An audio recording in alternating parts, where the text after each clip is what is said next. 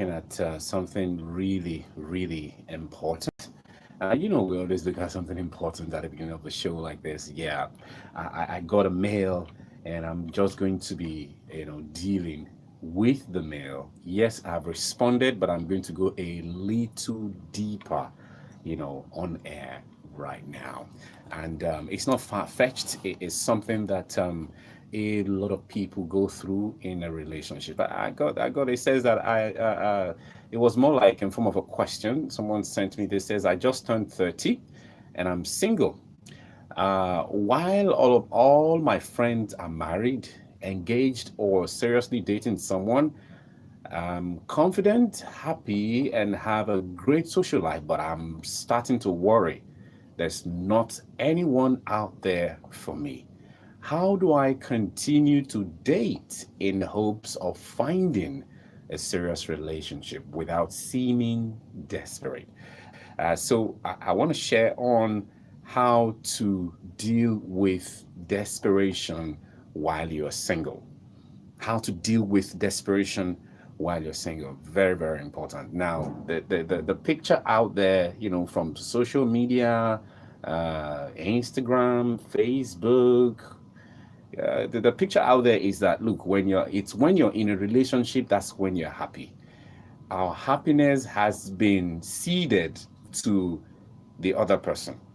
Okay, you cannot be happy by yourself. You cannot be fulfilled as a single person. Before you can be happy and fulfilled, you need a babe, you need a guy, you need to be in a relationship. That's the mindset. And it is not true. It's a lie from the pit of hell. Mm, yeah. It's not true. Now, instead of focusing on what you don't have, think about what is great about you and your life right now. Being single has tons of perks. Oh yeah, taking spontaneous road trips and being the boss of your own life, doing things you don't have to consult anybody, you don't have to think about anything. If you can just let's do it, just do it. You are off and running immediately. Those are some of the perks that comes with being single. And whenever you are feeling sad or desperate, remember those good points. And then when you're single and you've discovered purpose, you know where you are going, you know what you want from life, and you know why you are here. We've always been saying it, that it's important to note that there are two important dates in the life of a human being: the day you are born and the day you discover why. Now, a lot of singles get into this desperation feeling because they're less busy. They don't have anything they're worrying about. They don't have anything that is occupying their mind that fills them up and makes constant deposits into their emotional bank account. Oh, yeah. So whenever you are feeling sad or desperate, remember, no, those good things that you're doing, those great things about yourself. You've discovered purpose, you've discovered your temperament, you've discovered your love language. You now know why you're here. You now know what your assignment is. And as you grow, as you keep at it, it keeps evolving. It keeps evolving till it gets to that place that it becomes so engaging. Now, what's more? Now, based on research, I've discovered that finding love is not about wearing the right outfit, going to the right restaurant, for a first date, or waiting 3 days after that date to text or say anything. It's about looking inside of you and asking yourself two important questions. Two very important questions. And number one is, what parts of life are most important to me? Now, think about this, 6 years of your life, 6 areas of your life: money, family, faith, work, health, and lifestyle. 6 areas. How do you view each core area? Where do your values, priorities, and goals lie? Are you happy with your priorities, or do you want any of them to change? then ask yourself, which two areas stand out the most in terms of how you want to live your life in the future? Remember that there are no right or wrong answers or opinions. Now, once you've thought about these 6 areas of your life, meaning money, family, faith, work, health, and lifestyle, 6 major areas. I like the fact that money came first. It's very important. It's key, very key, to you being anything. Okay. So those areas, you need to think about them properly, and then begin to, you'll have a better understanding of what you are all about, which will also help you to identify, compatibilities in a potential partner. And you might be physically attracted to someone who looks nothing like what you thought was your type. But studies, show that partners who share beliefs about these values are more likely to stay together over the long haul. And you want the long haul, isn't it? So it's not about physical attraction. Oh man, check out that babe. Check out the curves. Look at her fine face. Look at the color. And then, no, it's not all about that. It's about those 6 areas that we talked about earlier. Oh yeah. So being physically attracted to someone who looks nothing like what you thought was your type, but as I said earlier, studies show that people who you share beliefs with, beliefs and values, they are more likely to stay together over a long haul. That is what binds both of you together. All right. A couple can share all important life values, even when they have different interests and hobbies, and even when they are of 2 different races, religion, or have, very dissimilar social backgrounds. Oh yeah. They can stay together when these values align properly. So how does alignment start? Alignment starts first with you.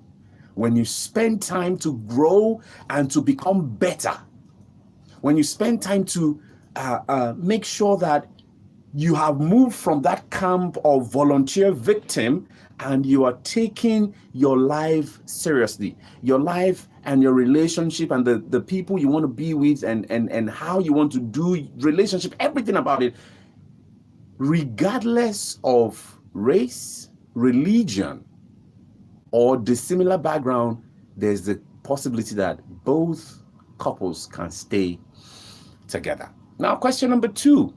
Remember, we said that there are 2 very important questions you need to ask yourself. Okay. And we said the first one is, what part of life are most important to me?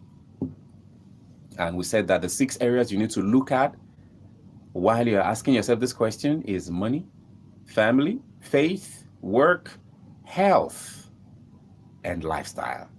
Okay. So question number 2, what do I want or need in a partner?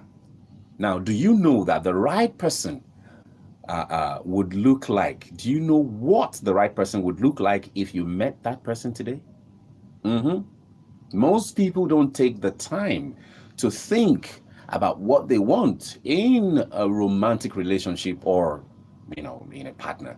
But in order to open yourself up to a relationship and not feel desperate, you need to decide what exactly you need or want in a relationship.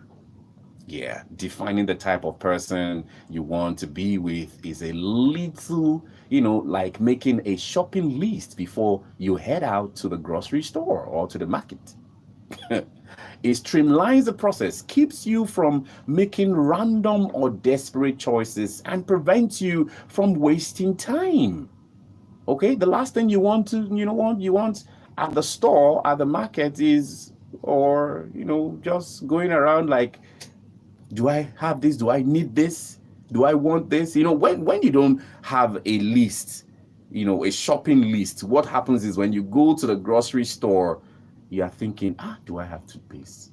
Or what do I need this? You know, it's better at the market. When you go to the market, you be asking yourself, what do I have onions at home? Do I have onions? No, I don't have onions. And then you buy. And then you get home, you see a lot of onions. Oh. And then the grinded pepper that you needed, you didn't remember to buy. Why? You didn't sit at home and do a list of the things that you needed. It's the same thing with relationship. When you take your time to know you and plan you and grow you, it becomes a lot easier. When you see that person, it becomes easier for you to know that, okay, no, this is the one. Why? Because you've taken your own time to know you. So you are not in that relationship to know him. Because you know you, from the beginning, you already know that your values align. There is an alignment between both of you. Value, money, family, relationship. He's a planning person. You're also a planning person. Everything just syncs. And then it looks like both of you have known yourself for years. And it becomes so beautiful and sweet. But it didn't just happen. You had to work on yourself. Yeah. So defining the type of person you want to be with is like is little like making a shopping list before you head out to the grocery store. It streamlines the process, keeps you from making random or desperate choices, and prevents you from wasting time. Defining the type of person you want to be with is like making a shopping list before you head out to the grocery store. And let's see that again. So grab a piece of paper and divide it into 2 columns. In the left one, list 5 must-have qualities that you need in a partner. Think, does the person's age or physical appearance matter? What about personality traits, temperament traits? Would you like someone who's sensitive, inquisitive, easygoing, adventurous, or smart? You need to know what you want. And in the right column, list 5 deal breakers.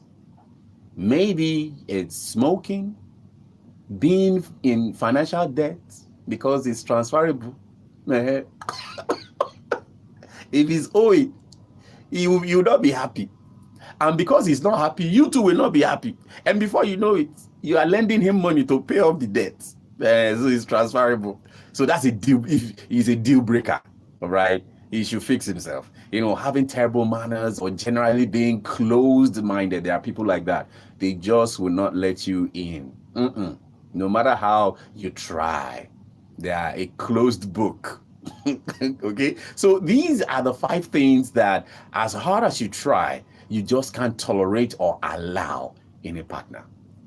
Now that's about making lists. Now, when you meet new people, this list will become an invaluable tool. It will remind you to make sure that your needs and desires are being met. Instead of worrying about what your date thinks about you, as you might have done before, your list will help you to determine if that person is going to make you happy. Or better still, multiply your happiness. Now, in the end, by knowing yourself and what is important to you in life and in a partner, you will feel far less desperate and anxious. Now, when you go out with a positive attitude, you will find the right person for you. I know what I'm talking about. Oh, yeah. So, do you know these things? Do you know your temperament? Do you know your love language? Have you discovered why you are here? Because there's a reason you're here. You're not just here to work and make a living. There's more to it. All right. So keep your fingers crossed. We'll be right back. When we come back, it'll be time for us to, open up the phone lines and have a conversation. It's Love and Life Lounge. We'll be right back.